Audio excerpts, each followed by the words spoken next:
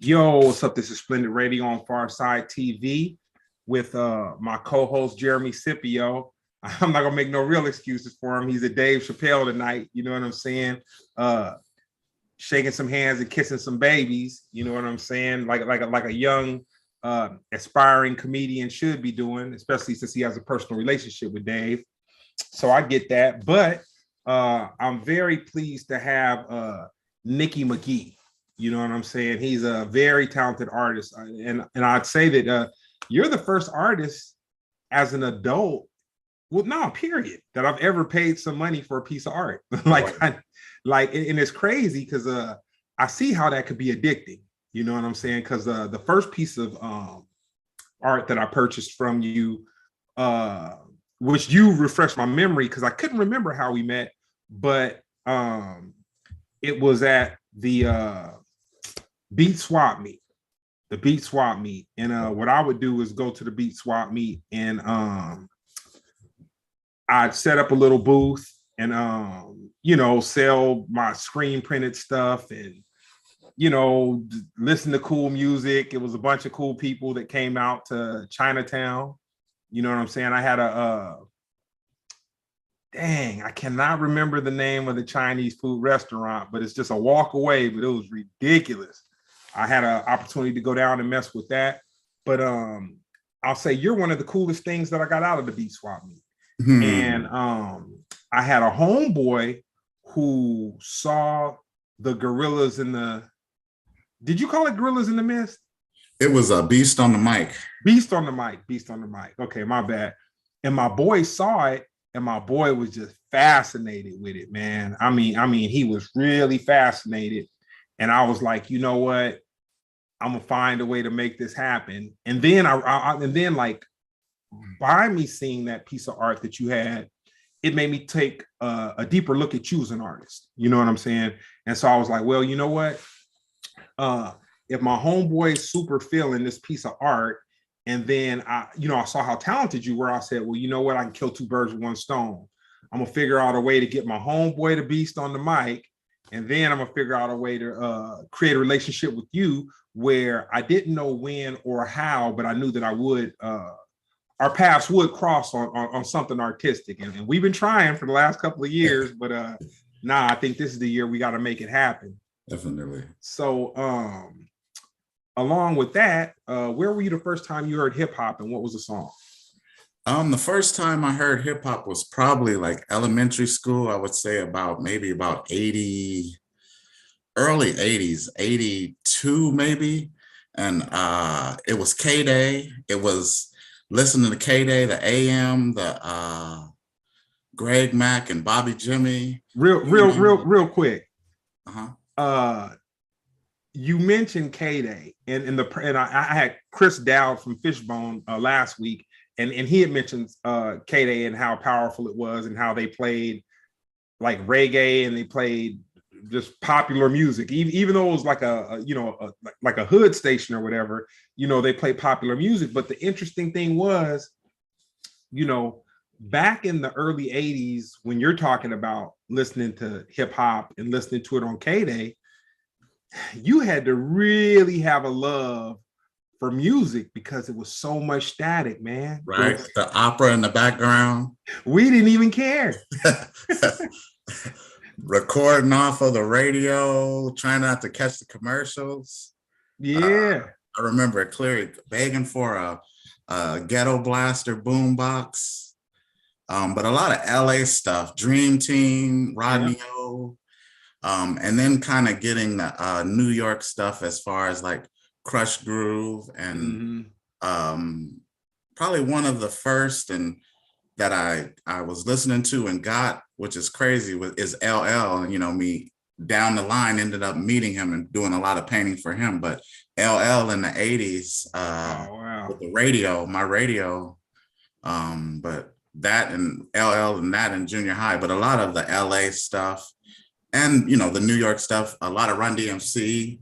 Yeah. Mainly a lot of Run DMC. I had a buddy from his family was from Jamaica, and we would really listen to the beats and the raps of Run DMC. It was that just was the time. you know, break dancing, getting the cardboard, pop locking, street. You know, Big breaking was it because it was LA. another thing I was talking about last week, hip hop and its New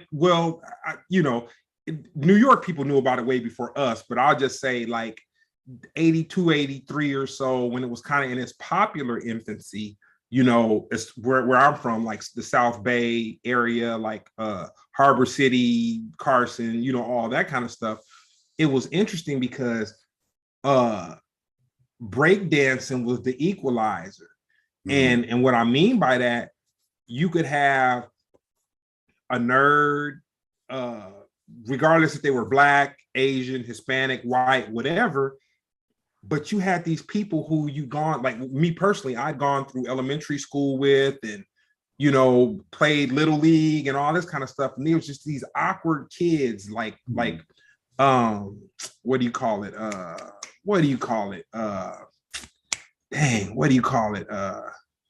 The word escapes me, but introverts. You had these introverts, but it was like hip hop brought this thing out of them where you had the most unsuspected dudes and girls ever that could break dance and were kind of incredible at it. You know what I'm saying? And then that was kind of like, for me, like my junior high school years was kind of like how people kind of came out with, graffiti skills or break dancing. And then we had a couple people that was trying to rap or whatever back when I was in the 7th grade, but it was still very young. It wasn't until like maybe when I got in high school that there were some guys that were kind of like known as rappers, that kind of took it serious. Right. But did you ever think that hip hop was going to be as large as it is?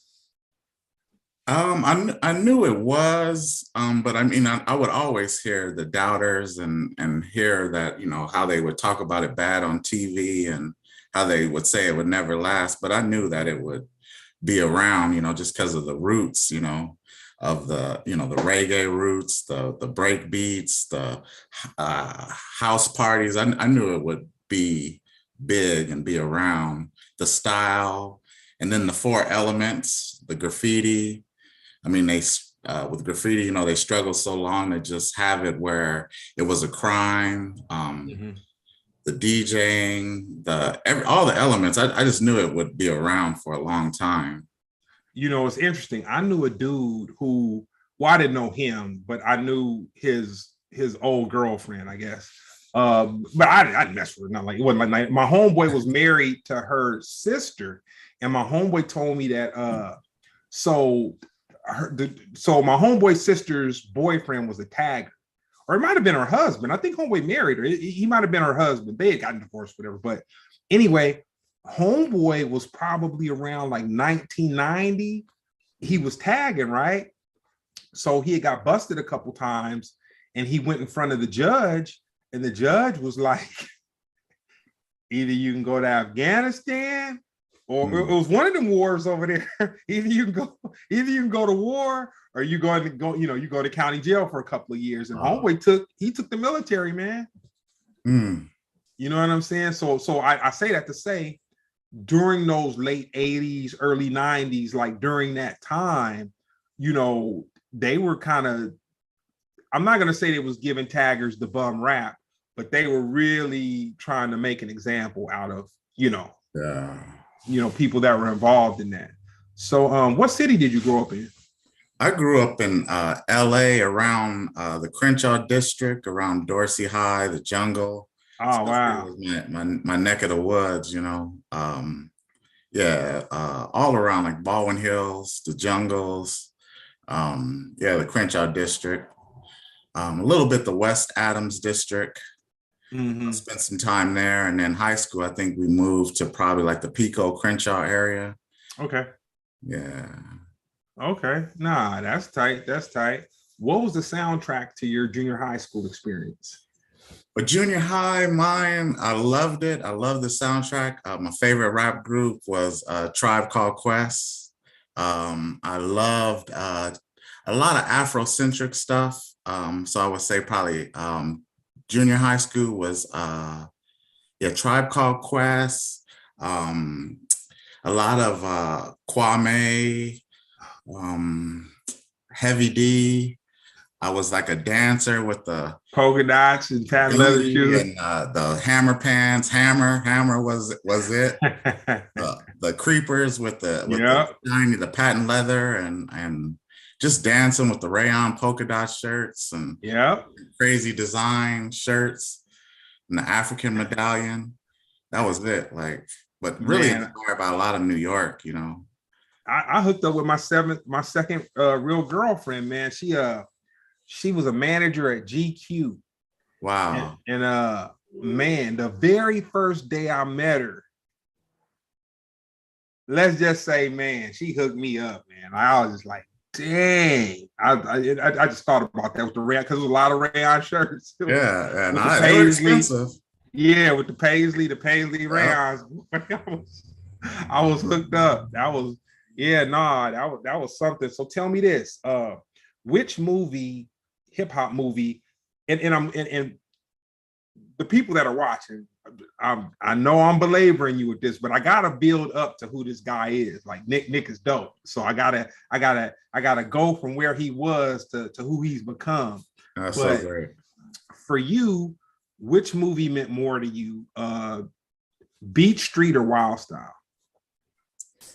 I would say Beach Street was more, even though I think I was, like I said, more breaking because that was West Coast. But Beach Street was really like, I kind of really missed a lot of Wild Style, but I would say Beach Street. Yeah, you know, the crazy thing, like I worked in hip hop for several years, and I didn't see Wild Style, man, until like late 90s or something like that. I never knew. I heard people talk about it, and it was so crazy because I met Prince Whipper Whip and actually promoted a party with him. Wow. For the Zulu Nation. He was him and Ice-T and Africa Islam and all those cats. And but it was crazy. But I still didn't know what made this Whipper Whip guy, like everybody was jocking him, and they were like, oh, you know, woo, woo. And then, but the thing was, I was looking at an older, little more weight on him. You know what I'm saying? Not super up in his years, but he's older than me. You know what I'm saying? So, you know, me not knowing any of the pedigree or whatever, I'm just like, everybody's going crazy over this dude, but I don't get it. But then when I saw Wild Style, I was like, oh man, he was Prince Whipper Whip. Like he was one of the very few dudes rapping in the movie. So I was like, okay. But that just goes to show, man, you can never judge somebody based off of what you're looking at, because you have no idea. You truly have no idea. So what role has music played in your art? Music is big. I mean, I'm very inspired by music. Whether I'm painting, I have to have music. I do a lot of live painting to music. I mean, I think music is something that, you know, music could get me out of a dark place. If I have some good music, it'll you know, take me to a good place. So music very important. I need it. I need it to breathe, you know, to help me create and inspire me. You know, I have to have music. So another thing also, I want to thank you for the portrait that you did of my grandfather. I think, did you airbrush it, or how did you do that? It probably mainly was airbrushed with some brush strokes, but at the same time, man, thank you for the huge support, you know, these years, man. You mean a lot to me, man. Nah, that's easy, man. I feel, you know what, the thing about it, I feel like, you know, watching movies and, you know, just what a person is supposed to be that patronizes an artist. They make it like, oh, you got to have $1 million to patronize an artist, or you got to, you know, you have to be balling or just whatever. Man, you could patronize an artist by allowing him to do your Christmas gift, you know, to someone. You could, like, for me, I knew that my grandfather meant a lot to my father. And I was like, man, I'm gonna have you hook it up where you drew, you airbrushed from a photograph. You know what I'm saying? So when you're doing like the mural type of things or whatever, start us off from the beginning of your day. How do you get into the zone? And then like, how much time do you spend working on, let's say, a commissioned mural for somebody per day?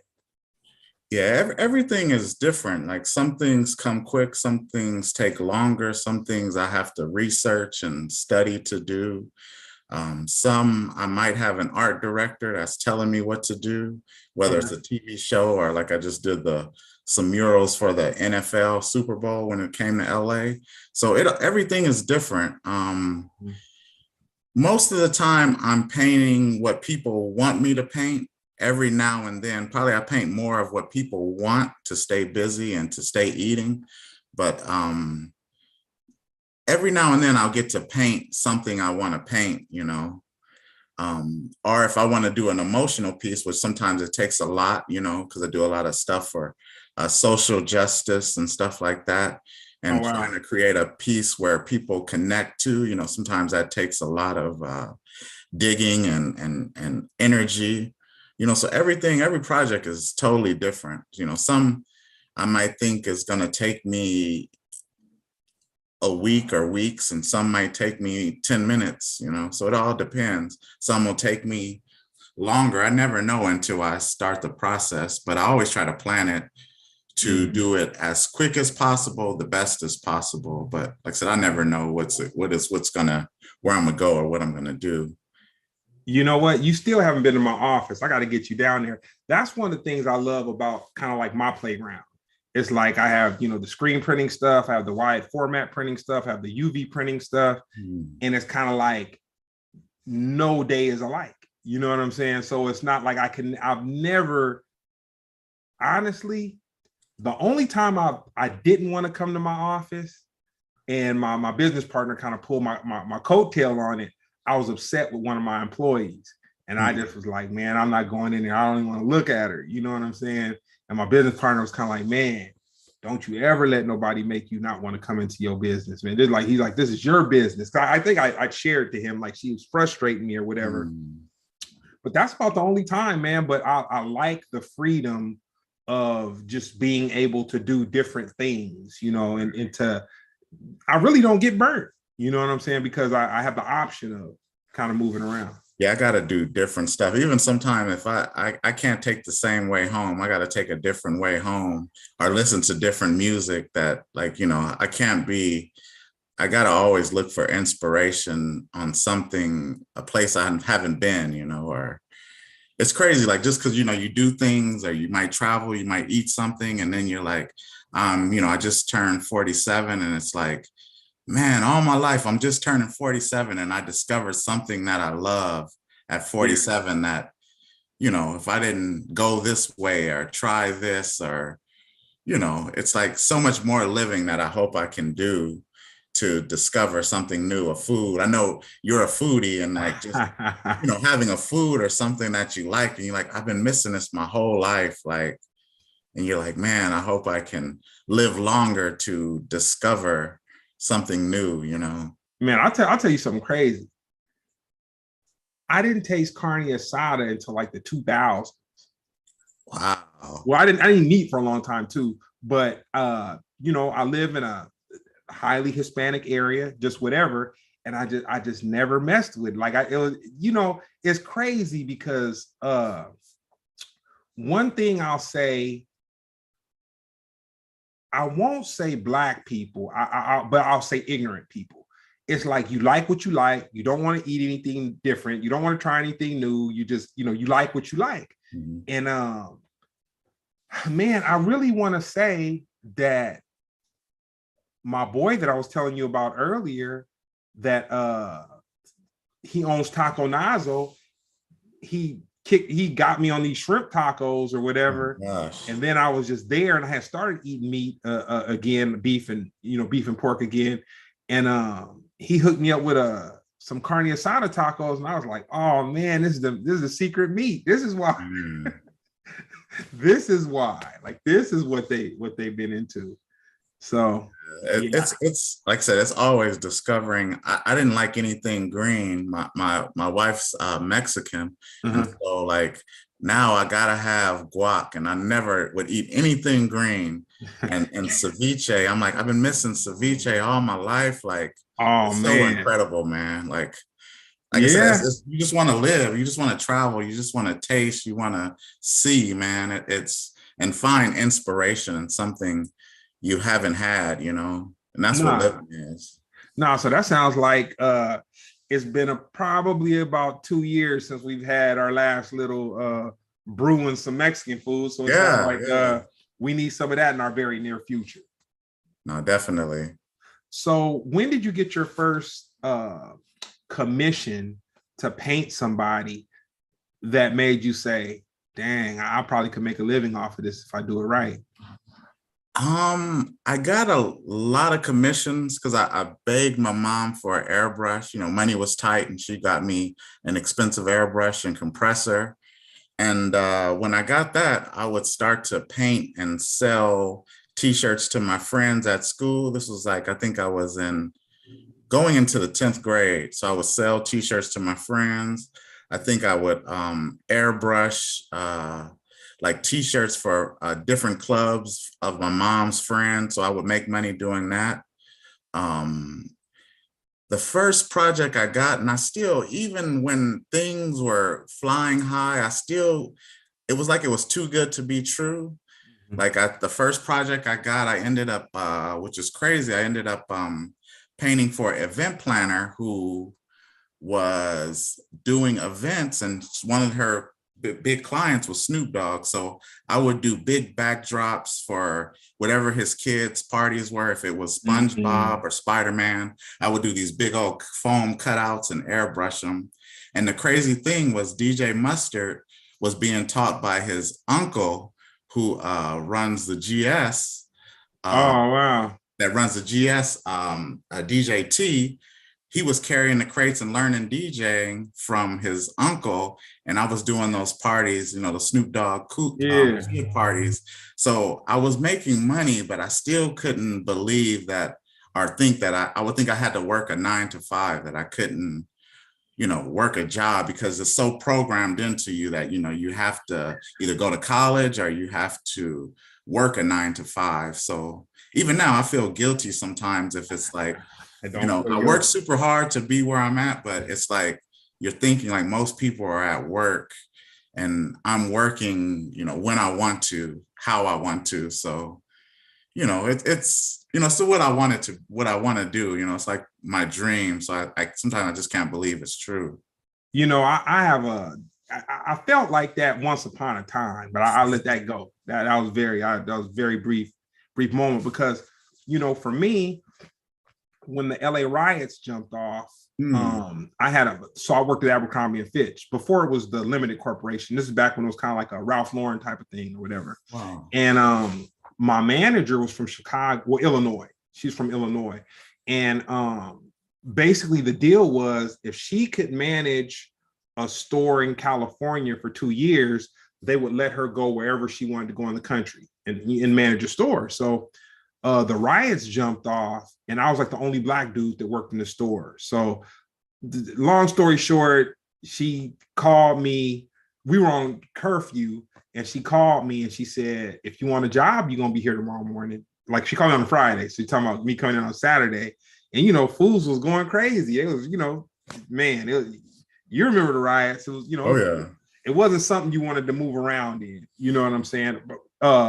Against your will. That I'll say that. It wasn't something you wanted to move. So anyway, I made up my mind then that I would rather be stressed out having to hustle for myself than to have the stress of somebody having the power over you that could fire you. Like with this lady, I can remember going to work and I wouldn't even make eye contact with her, because I was like, man, whoever makes eye contact with her first, she gonna be on them. She gonna ride them. So yeah, so I say that to say, man, you being an entrepreneur, me being an entrepreneur, I never feel guilty, because you can start your day when you want to and finish your day when you want to, but that also requires a lot of discipline.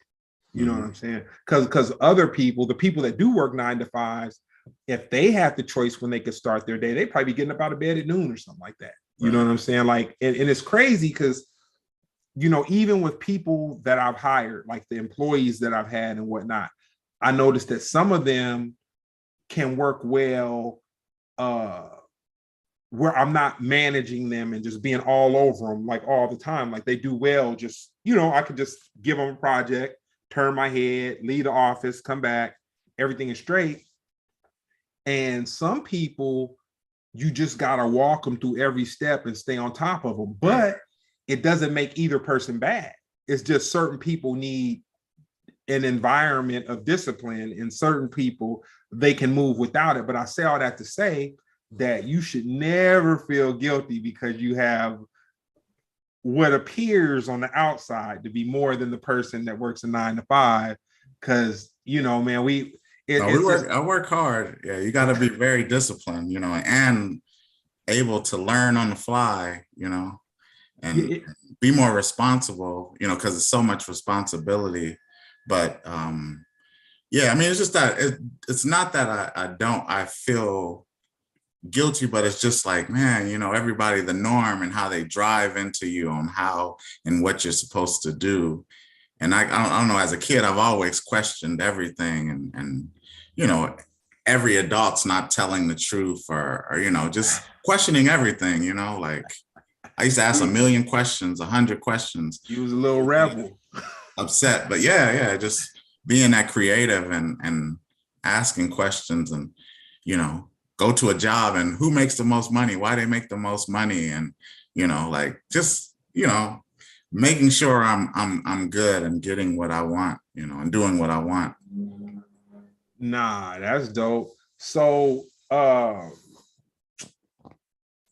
Blackish. When you said that to me, you said it very nonchalantly. This was quite some time ago when you mentioned it to me. You said it like very nonchalantly. It was just kind of like Blackish. But for me, like I really don't watch network TV. Like I've just, for years I have, like when I say years, I mean like 15 years. Like I'll watch, you know, I've had direct TV or just whatever. And so if I'm going through the channels that have, you know, regular TV, the 7s, 11s, or just all that kind of stuff, I might catch a little, but I don't watch TV shows. That's like, yeah, I really don't watch TV either.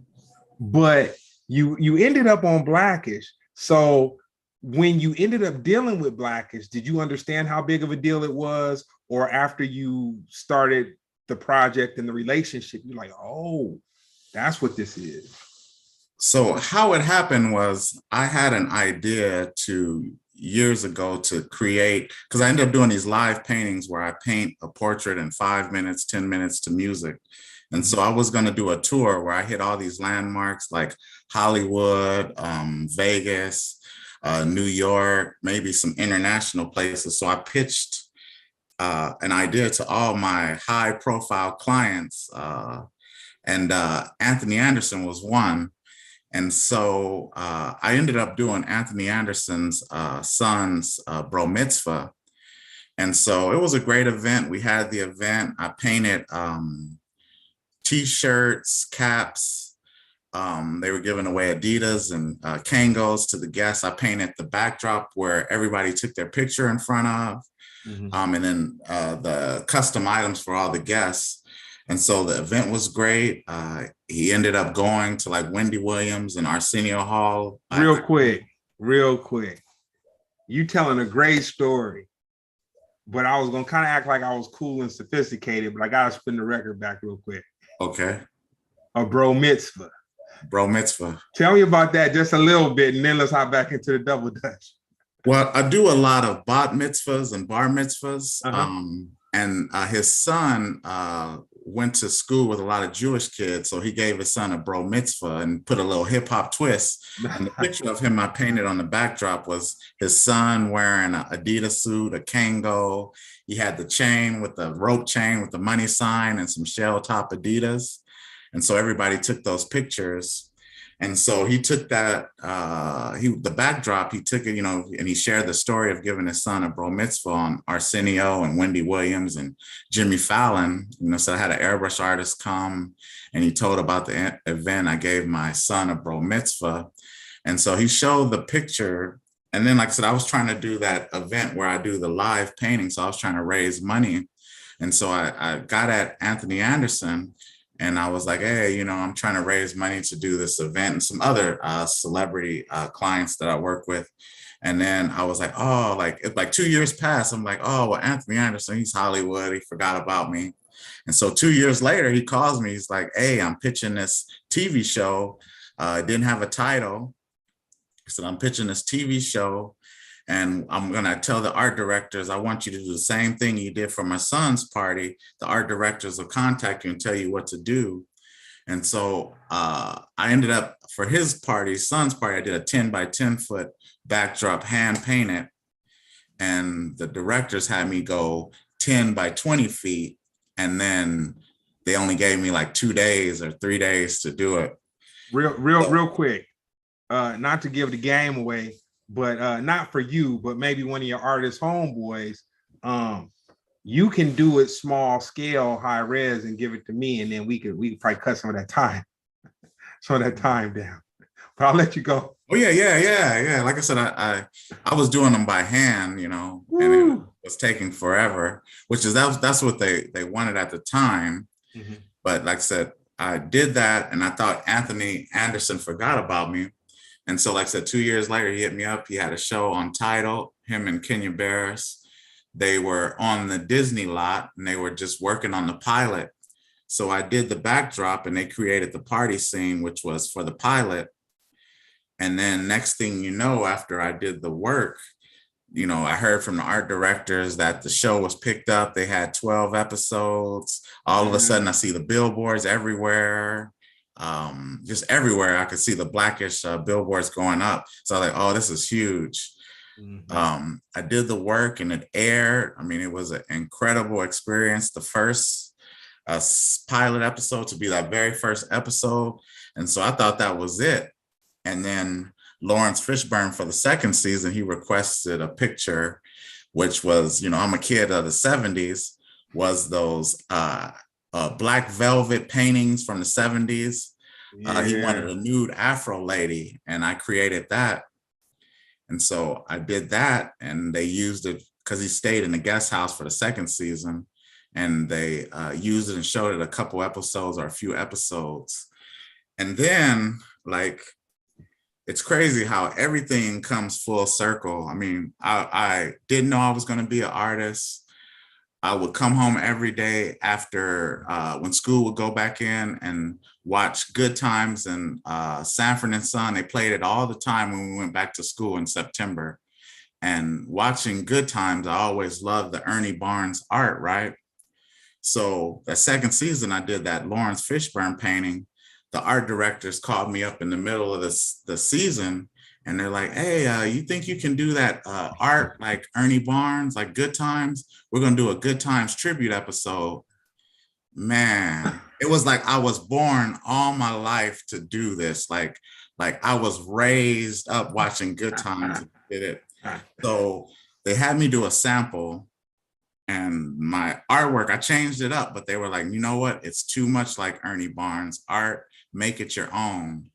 So they showed it to the lawyers, and they said, you know, yeah, let him make it his own. So I made it my own, and they did that tribute episode. I got to turn in the art. It was the art that the actor was acting like he was painting, the oldest son. And then I had art hanging on the wall, and man, it brings probably tears to my eyes, man, just to like, they created the Good Times set exactly like the TV show, where you can look out the door, you see the elevator. You know, they had ashtrays from the 70s and knitted stuff, and it just was, the door was distressed, stuff was distressed. They did it perfectly like the Good Times TV show. So to walk through that, it was amazing. And then to see it come together is amazing. I mean, they pushed me for every art project. I would have to do probably like 1,000 changes. But once it, you know, hit the TV and the art directors knew what they want, it was right, you know. Nah, that's tight. And you know, one thing I'll say about Good Times, two things that I have this opinion on. One is Public Enemy. They will never let it. It will never be another mainstream group like Public Enemy ever. Like to, you know, with the power to just, you know, stir up that passion in people and whatnot. And the second thing, James Evans, James Evans. You will never see another black male in a role where he was compassionate, but he wasn't a punk. You know what I'm saying? He fought like to make us look a certain way, to make us look good, and even got fired off the show for making us, you know, wanting us to look a certain way and the black male to be represented a certain way. And the funny part is Jimmy Walker, he hated people making the, you know, the dynamite references and all that kind of stuff. Like his whole career, that was just the thing to push his buttons. And now you got this dude on these Medicare commercials or whatever. He's dynamiting. And I'm like, dang. But hey, man, when the money get low, the hungriness show, man. Right. Now you gotta do what you gotta do. But it's just such an important show, you know, because I mean, I pretty much met a lot of the cast, and from kind of the Thelma Bernadette Stennis, I think like she kind of married into my family. So I got to know her, one of her daughters. And then I seen Jimmy Walker in passing. And then I ended up doing my first big art show was when Oprah brought the Color Purple play to Los Angeles. And I finally got up the nerves to show my art to Charles Bibbs, an artist, you know, that I love. And he ended up, I showed him my art. I was like, here's my portfolio.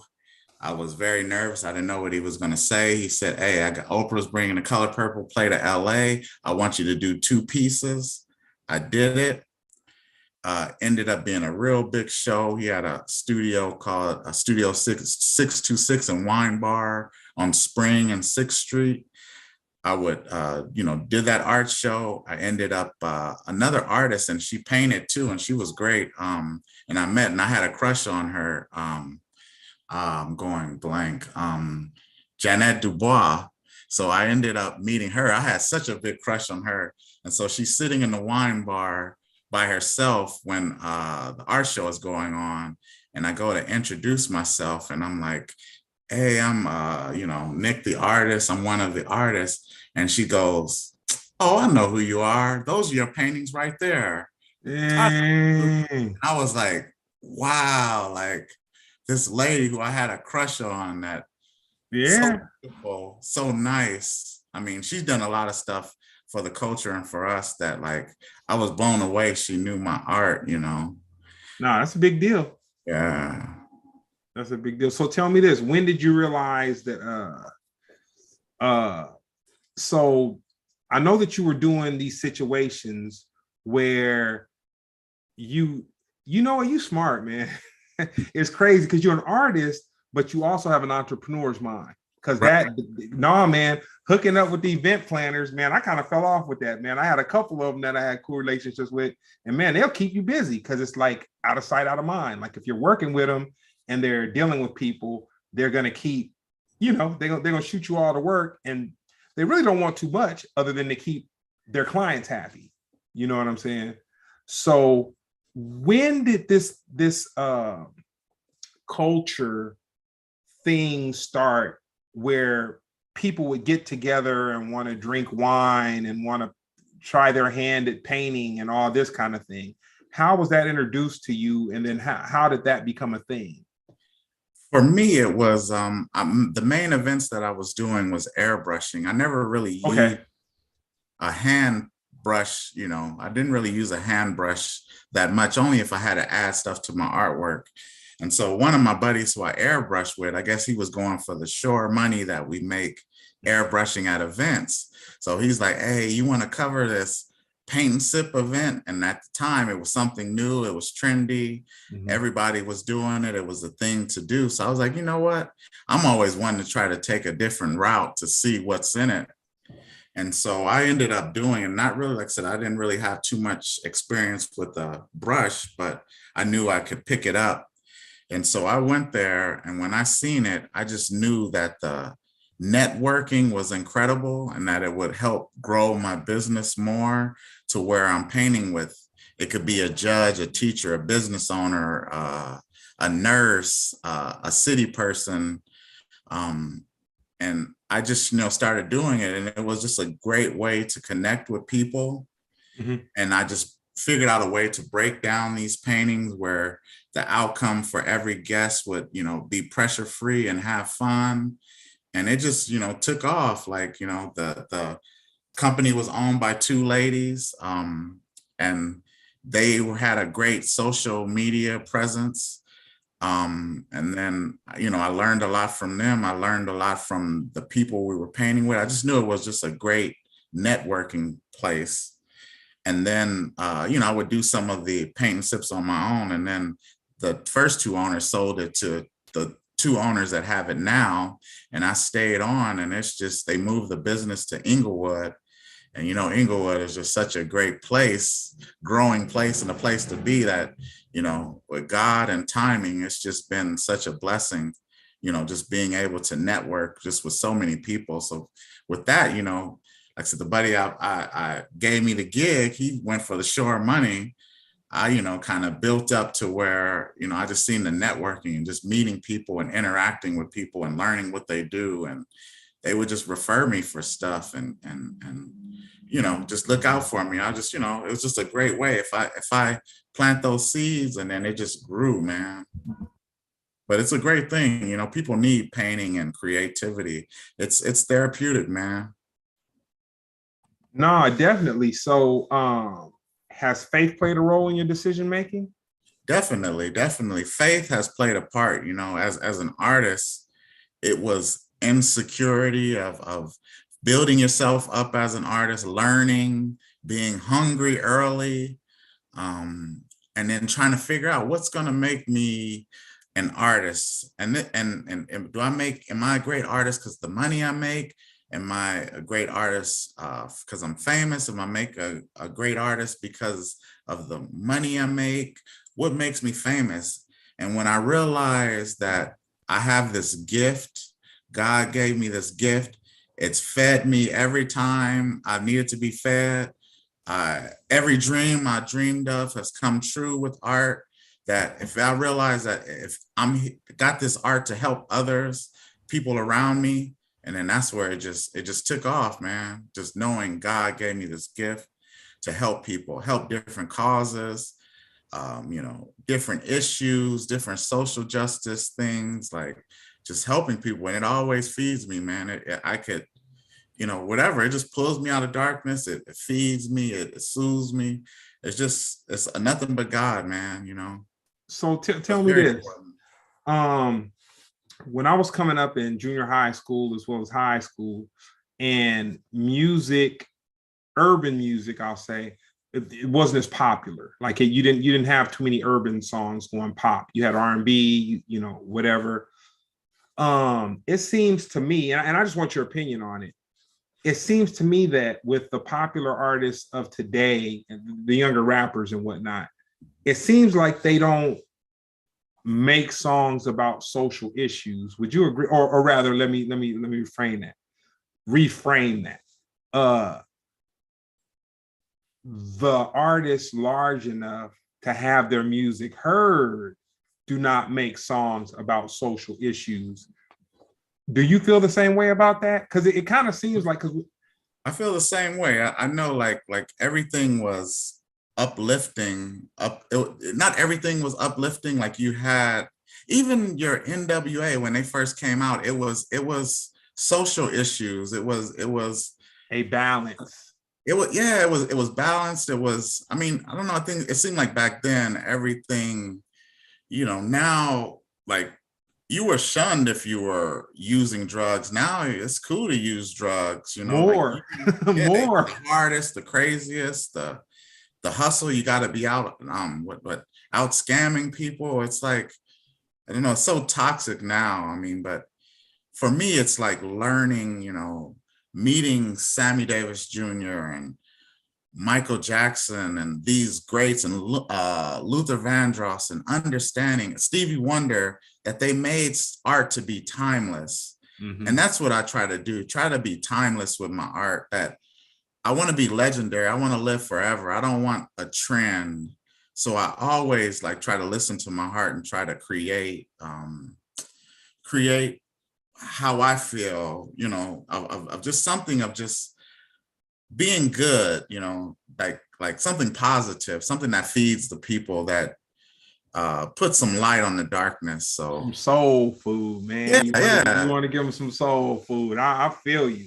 I feel you. So but one thing that I need to take care of right now, belated happy birthday, man. You know what I'm saying? Belated happy solar return to you. Mine's coming up on Friday. So wow. Nah, within the next 7 days, we gonna figure out a local foodie. Nah, we gonna go to Taco Nazo. I'm gonna turn you on to my boys. Oh man, yeah, man, shrimp ceviche, ridiculous. Okay. But I'm gonna go to this other part of the podcast right now. So over, I want to say it might have been last summer, or kind of near the end of it was between last summer and maybe November or so. I had a buddy who got his social media jacked, you know what I'm saying, through a scam. And so my co-host and I, we came up with a portion of the show that we called the Monkey Hustle Chronicles. And so I've told my story a million times, but I've got to show this to you because I really want you to see it. This right here is a $300 brick. I'll tell you over Taco Nazo of how this brick costs $300. Wow. that'll be a cool drink of a cerveza and and a taco. But for you, what has been the biggest scam that has been run on you, and you don't have to say it was you or not, or of someone that you know? It's two things that happened to me. Like I said, when the .com boom came, I didn't have money to have somebody to pay somebody thousands of dollars to build a website. So I finally figured out HTML and put up a site, and was having thousands of hits a day, shipping all around the world. Somebody out of Canada took all my pictures and put up a site that mimicked my site, but it didn't last because it couldn't create the work. That was one. And the second time, I had a buddy who seen I was doing so well on the with the website commerce. We created a hip hop site. And so back then, it was kind of before PayPal, and you just had a merchant account, and people in Nigeria placed orders, had it looking like it was going to France and all these, in Italy and all these different, Canada and all these different places. But they knew how to do the address to where all the hip hop merchandise was going to Nigeria.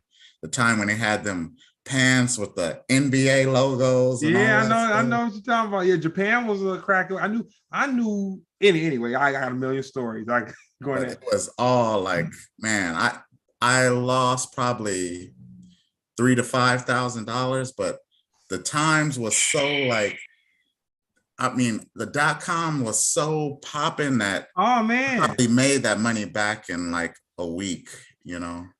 But it was tough because I wanted to pay off the guy who we were trying to be partners, you know, make sure he's cool.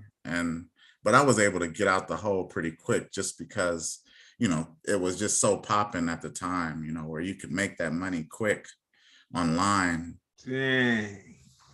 Yeah, no, that was a man. But PayPal came along, and then that cut all the fraud out. I didn't have to use the merchant account, pay all those fees. and I would use PayPal, and that limited a lot of the fraud. Yeah, I had a whenever I have a litter of dogs and I post them up, if I put them like in the recycler or Craigslist or something, you get these people and they're like, oh man, you know what? I want to get the dog. I'm not gonna be able to be in town this weekend, but just do me a favor. I know you want 2,500 for the dog, but I'm about to send you a money order or a cashier's check for 5. And you just keep you just take care of it. You just keep the rest and just like, hey man, I don't need no tips. You know what I'm saying? I don't need. That sounds about right. Yeah, I don't need used to do it. Yeah, I don't need no tips. I don't need no extra. I don't need none of that. All I need is you to come with some bills that aren't counterfeit. And you know the crazy thing about me selling dogs, only one time did I get somebody give me some fake money. Oh wow. But it was cool. And I'm gonna tell you why it was cool. At the time I was selling American Bulldogs, I sold this guy a dog for $1,800, and it was kind of like maybe around like this time of year where it would kind of get dark. It would get dark later. You know what I'm saying? So it might have been like 7:30, almost 8 o'clock, but it was still sunlight outside. And the next morning, I tried to spend some of the money, and someone flagged a bill, and then I went through all of them, and it was 2 more. But I look at it like, man, if all I got licked was for $300 out of 1,800 off of some dogs humping, yeah, it's like, yeah, who cares? Who cares? Wow. But yeah, no, that was that. But back to Ernie Barnes. What did he mean to you? He meant everything. Like, I just love the style of his art and how he represented Black people, African Americans. It's just, he made us look so good. Knowing that he did, he was the sponsored artist of the Olympics. I mean, watching that, seeing that, then, understanding he played, was a former NFL player, all the way to recreating Kanye's Sistine Chapel in his house. I mean, it just was just so inspiring, just watching Good Times. And I really watched it a lot just for the art, to see how they use the art as a character, from the Black Jesus, just different, like every painting was a character, and how he cranked it out so fast was just amazing. But it just was inspiring to see, as an artist. Like, so even watching it, I still didn't know I could make a living as an artist, but it just, kept coming into my life. And to a point where, like I said, the last job I had, I was like, just like you, I was like, I don't want to be laid off or at the mercy of somebody telling me what to do, And then the last job I had, I missed one layoff. And then the next time I came in, work late, and everybody's in the office crying. And I was kind of a new employee. And I looked down, and they kind of had a severance package. And I was like, oh, I'm cool. This is my chance. I'm just gonna never look back, And at that time, I never looked back, because I would be in that cubicle, falling asleep, thinking about what I could be painting, or, what I could be doing with my art. So tell me this. Have you ever, not to get too much in your personal life, but have you ever dated somebody that just did not have faith in the airbrushing or the art thing? They're like, oh man, you need to do something else. No, everybody has been supportive. Everybody has been supportive. I mean, it might have been like people who maybe worked a 9 to 5 that maybe looked at a certain way, because it is times where it was peaks and valleys, trying to learn and crack the code on not being a starving artist. But that's the excitement of learning how to crack the code and make a living out of it. So you could tell it was people, like I said, it was people who probably think like, in moments like, you have to go to college, or you have to work a 9 to 5, or you have to do that. And then, you know, I would see people who dream would be to make smoothies and then they make millions of dollars, or, you know, just to show you like you can do anything you want. It's just really learning it, learning the history of it, you know, and just learning it and immersing in it, and giving people, you know. And another thing too, I worked for a cousin who really was like college to me, and he has a business that he had from the 80s, a direct mail business. Mhm. And he was college for me. I learned a lot of marketing and how he worked and how he carried himself. And still Mhm. today, I think he's got to be close to 80 or pushing 80. And Mhm. he, you know, runs this direct mail business. But I learned a lot from him with marketing. And so that helped me out a lot to understand. A lot of artists can paint and maybe outpaint me, but they don't know the art of business. And I know the art of business. So Hey, that, I feel you, man. I got cheat codes all over the board, man. You know what I'm saying? I'm definitely not the sharpest tool in the game, not the most talented, not the most inexpensive, but I know how to make my way. You know right. what I'm saying? Nah, that's dope. So what's your favorite documentary? My favorite documentary, that's all I really watch, documentaries. I'm trying to see what, I just always watch pretty much every documentary I watch. You know, I like to watch documentaries because I learn. Um, I've watched probably pretty much every documentary. My favorite, I'm trying to think my favorite. I don't know. I watched a ton of them. It could be something about somebody's life. Like I said, I think last night I might have watched, it was kind of sick though, but it was the Gacy, John Wayne Gacy tapes. And I think they got the Marilyn Monroe tapes. But I mean, I watch a lot of stuff. It could be an animal documentary. Um, I'm thinking of Ava DuVernay. She had a documentary, Mhm. Oh 13 yeah, Amendment or something like yeah, that. 13. No, that was a good one. Yeah, That a was a good lot one. I watch. I don't really have no favorite, but I probably watch that more than movies because it keeps my attention, and then I'm always learning something. So I don't really, can't think of a favorite one that stands out right now. Mhm. So if you had a biopic, what would it be named and who would play you? The biopic, I don't know. I would try to do something inspiring that's showing people that you can do whatever you want, whatever you dream. You know, it would probably be.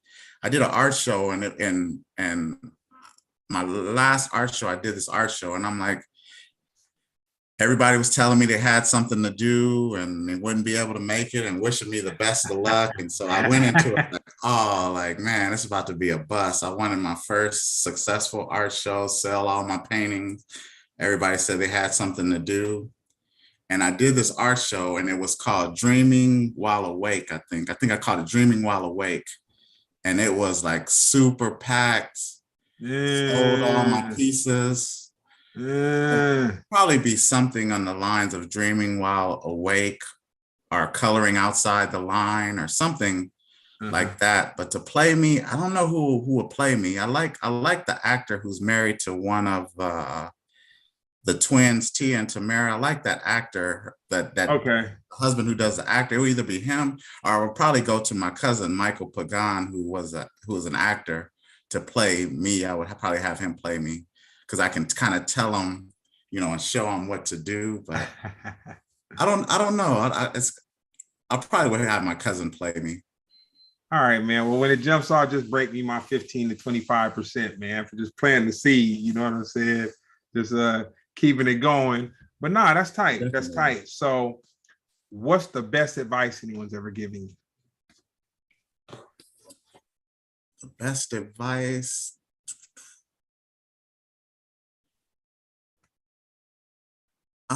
The best advice, I think, I can't think of like any certain thing said, but it's always I just cling to the people who kind of just, you know, like the people who like if you say, okay, I want to go to the moon, and they tell you like, okay, I'm gonna help you get to the moon. What you need? You have I can give you this backpack, or you know, just being around positive people. I cling to positive people.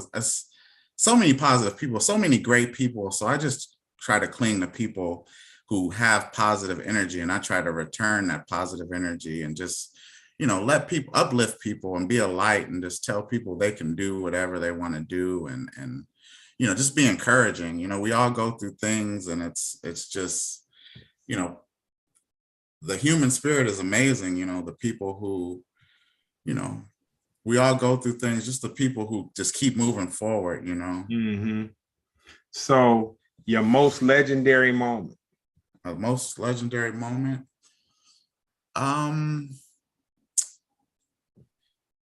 Most legendary moment. I think my most legendary moment was like, I never knew, like I said, I never knew I would be an artist. I loved Michael Jackson.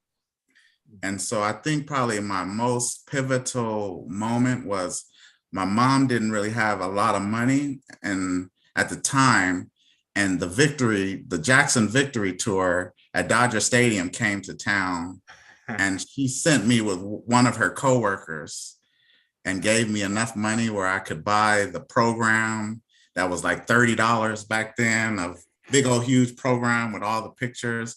And I think that was probably one of the legendary moments, because I seen that, and I seen like the effect he had on the crowd with his art.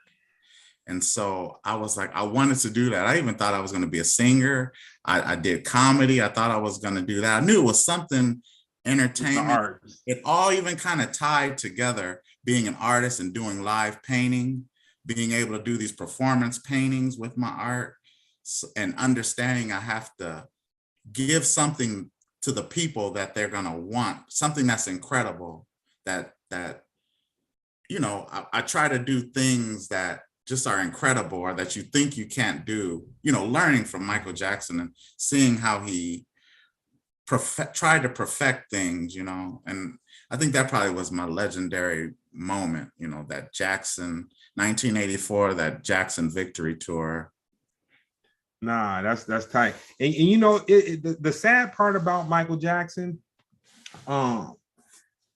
his brothers were some talented musicians too, man. Like if you listen to some of the Jackson 5 records, you're like, man, these dudes are playing. Like these are some talented cats. But Michael just he was the baby, man. You know what I'm saying? Transcended with the art, man. It's just, like I said, to be such a great dancer, singer, performer, it was just an amazing thing to witness, especially to witness live. And it's so crazy that my oldest son, like, it's crazy, a lot of things that I did, he ended up doing on his own, and he would dance like Michael Jackson. And so when Michael Jackson passed, it was tough for me to tell him, because he loved Michael Jackson just as much as I loved Michael Jackson at his age. So it just shows you like just how amazing that you can expose a kid or infant to Michael Jackson now, and they're going to have the same feeling we had in the 80s when we would watch the award show and they would tell us at the beginning of the award show, next commercial, Michael Jackson's coming out. And then you watch the whole show, he'll come out at the end. And he moonwalked. Ah! Yeah, it's amazing, man, with the art, man. Like, yeah, no, that's tight. So who would you like to work with? Who would I like to work with? Yeah. I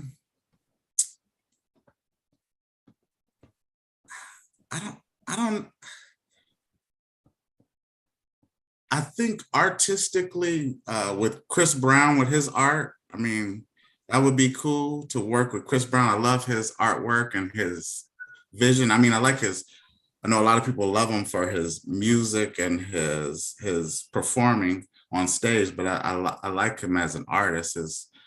His art is incredible. I'm always open. Like I said, I never know who's going to call me from day to day, but a lot of times I like to not really know what the people do. Like I said, I don't really watch a lot of TV. Sometimes I get a job or something and it's a wrestler or it's a actor or something, and I don't really know, and I can go into it not nervous, or not, Man, you know what? I got a referral for you, man. I'm gonna shoot him your portfolio. It's a her, not him, but I'm gonna shoot her. But nah, she's she's an established actress. Like she's had a legacy of acting and whatnot. And she's a, you know, she's been on some huge TV shows, you know, in her career. And she's kind of more or less now she's taken the role as a producer and a writer and all that kind of stuff. But I think she would I think she'd get a kick out of your stuff, man. You know what I love and what I was able to do was you know, tour doing the live painting. I mean, I always love that, you know, being able to go. I hooked up with a clothing line. We went to, I didn't know what it was at the time. And they was like, oh, we're gonna give you a U-Haul, get you a ticket. And we're gonna fly you to a place called Austin, Texas for South by Southwest. I didn't know what it was. So I did that. We raised money during the daytime. They're like, hey, we got this new artist. His name is Kendrick Lamar. He just signed with Dr. Dre. They came and did our show. You know, met Kendrick, painted him. Next year, within the next year, he's doing these stadiums. Yeah. You know, did Lollapalooza, you know, touring colleges. I like that. That's pretty cool, doing the live painting and speaking at different schools. I like to do that when I can. Yeah, no, and then you know, we have a little chat room going on too. I want to shout out Big Ben Frank. He's he been faithful with us, and I want to shout out Abdul too. Yeah, okay. Ben. Yeah, Ben. Cool. Yeah, he keep the battery, the energies, juices, and flowing and all that kind of stuff. So yeah, we're gonna give him a shout out. So your top three musicians. Top three musicians? Yeah. I would say Michael Jackson. Just top three? That's tough. I would say Michael Jackson, Rasan Patterson. Okay. Could I get like like a two number threes? Yeah. Okay, my two number three would be Tribe Called Quest and Raphael Sadiq. All right, I could take a slice of that. So with that being said, Dead or Alive versus. If you could pick your verses, Dead or Alive, who would you have perform against each other? I would go Michael Jackson, Prince. And so it doesn't even surprise me because you have a great, I've seen a couple pieces that you've done of Mike. I've seen a couple pieces. Man, when it pops off, that's somebody else that I'm gonna put you in touch with. The dude, my boy Cognito, he deals with a Wonderful. Have you heard of Wonderful? No. It's a Stevie Wonder party. Oh, okay. Yeah, it's a Stevie Wonder party. So that, and he's come, well, before COVID, he came out a couple of times. And then they also do the same guy, Assad, he throws it. And then he also throws a Prince versus Michael Jackson party. And I want to say it's J-Rock. J-Rock's a DJ. And I know Mona Lisa spins, but she's not like the main. I've done events with her. Yeah, but it's a dope event, man. You would be in heaven, man. You got about 600 to 800 people singing all the words to Michael Jackson, all the words to Prince. Just dance. See, live, it would be like, I would want to see, like, with their superpowers, like Prince playing every instrument against Michael Jackson with his singing and dancing. Like, could Prince with all his instruments bring more excitement than Michael Jackson with his dancing? Both of those guys at their peak, like, even though Prince has some of the dance moves and splits and stuff. I like to see them dance against each other, but like, then, who could hype up the crowd the most? Yeah, but it wouldn't be on the dancing. It would be a competition because you gotta, man. Michael studied underneath pop lockers and all that kind of stuff. Like he really, where I think Prince, he always supported the arts that were, I won't say underneath him, but that were contemporary to something different to him than him. But he you never saw Prince really locking and all that kind of stuff. And Michael, he really, I mean, man, moonwalking, man. He took he took the LA dancing culture just to a whole nother level. Yeah, I was in Oakland and got on the shuttle to the airport, and Jeffrey Daniels was on the shuttle. And, you know, he showed Shalimar. He was like the trained dancer that showed Michael Jackson how to do the moonwalk. Yeah, he So had that the was crazy poodles. to see. I was like in so awe just to know this guy taught Michael Jackson moonwalk, and Michael Jackson just added his own to it and just, you know, really made it his own. So where were you when you heard the news that we had to lock down when COVID hit? I believe I was at home and just watching the news and just wondering, like, I think first it happened, I had a lot of deposits out there for events, and people were saying like they want their deposit back. So I knew something was wrong. And then I think just watching the news and seeing how things were a ghost town, and I was at home and then thinking like, oh, we got to run out and try to get some food, and go into stores all over and the shelves are empty. Oh, wow. Probably just, I remember being at home. But yeah, it was crazy. Still can't believe we went through it. Yeah, no, it was a real one, man. I can remember the streets being dead at night, man. Like literally just the streets being dead. But I'll tell you what was the craziest. It's not funny, man. I'm not laughing at the situation. I'm laughing with the situation. It was crazy to me because, okay, restaurants were essential. You know what I'm saying? And so people, you couldn't eat there, but you know, you could take food away. But nobody was concerned about catching COVID from the people cooking the food, like people, you know, being over your food. And I would see people. I didn't eat out for a very long time, dude. But it was just crazy because you have people who are just like straight up all about the mask, all about, you know, sanitizing hand and all that kind of stuff. And I'm like, dude, you eating food from people, you know what I'm saying? You eating.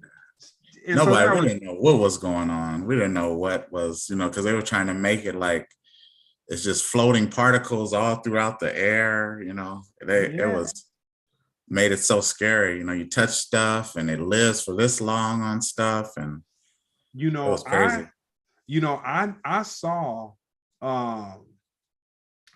I saw companies that it ran through at the beginning, man.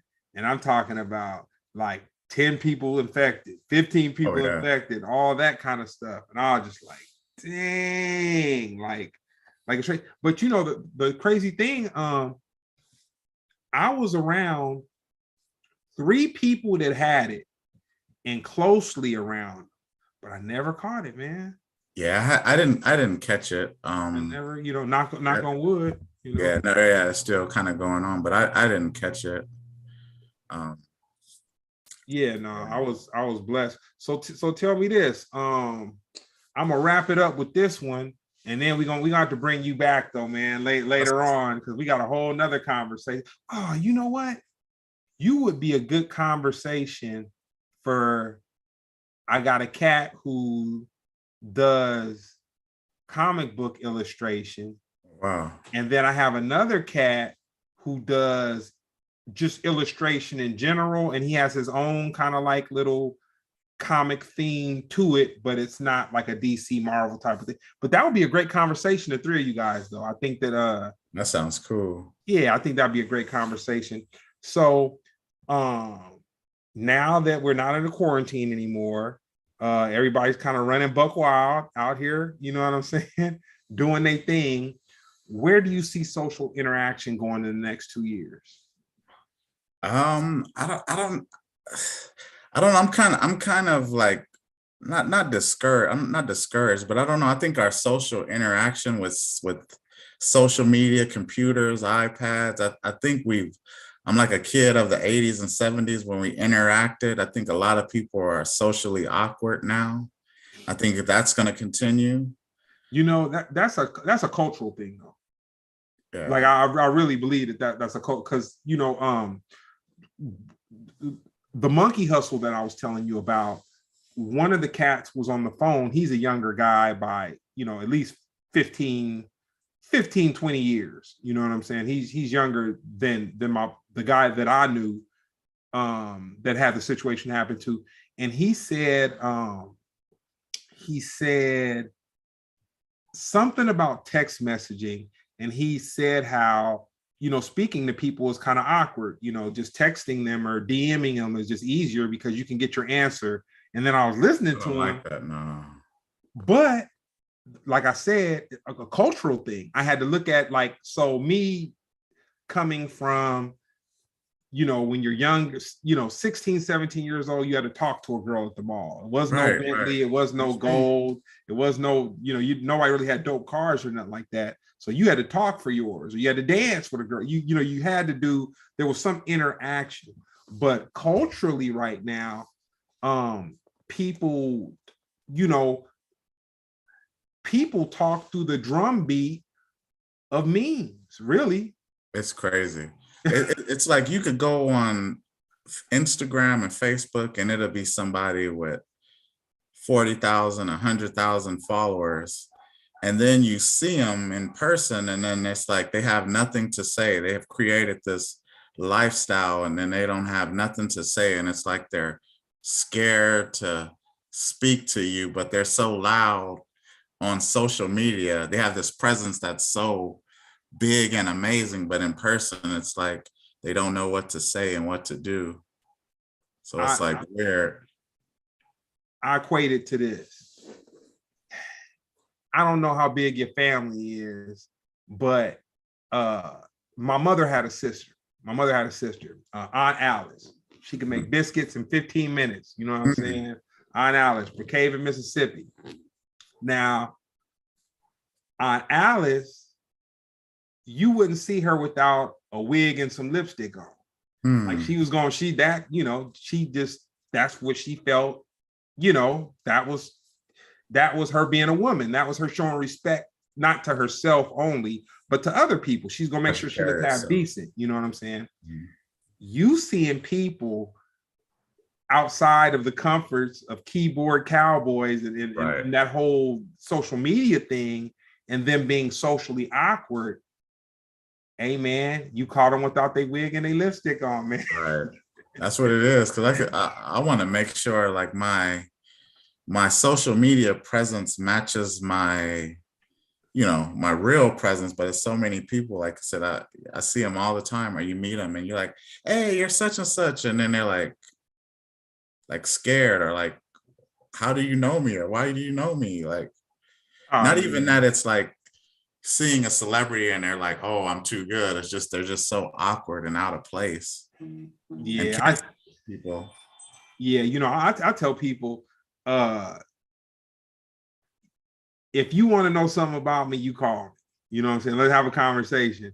But if you're trying to figure me out through social media, you're gonna see dogs, food, my mother. You know what I'm saying? And some Splendid radio flyers and posts here and there. But yep, that's what it is. But nah, man, I really want to thank you for taking the time out to do this with me. And I'm definitely gonna patronize you in the near future and get that. Matter of fact, the piece that I got from you that I have at my house, I'm gonna put it up this weekend, man.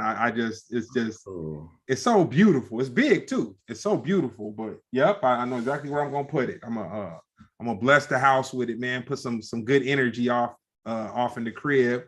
And then once again, man, belated happy birthday. Thank you. And then in the next 7 days, I'm gonna hit you, and when you get a shot glass of time, we're gonna run up on my homeboy spot in Bellflower, man. And I'm gonna turn you on to, you said you like ceviche. They got some bomb shrimp ceviche, man. And the tacos too. Yeah, we take care of all that. So no, man, this has been another episode of Splendid Radio on Pharcyde TV. You got anything you want to shout out? You want to give your social media information? Yeah, pretty much on all social media. It's Nick the Artist, all one word. And that's about it. Just trying to paint every day and appreciate this moment. It's been great. It's been exciting, been fun. Appreciate you. Great. We got work to do. We got work to do. We gonna tighten it up and get it right. And then I want to shout out the guys that have been in the chat. You know what I'm saying? Ben Frank, once again, he's faithful, man. He keep it cracking. And then Abdul tapping in. So with that being said, man, it's been another episode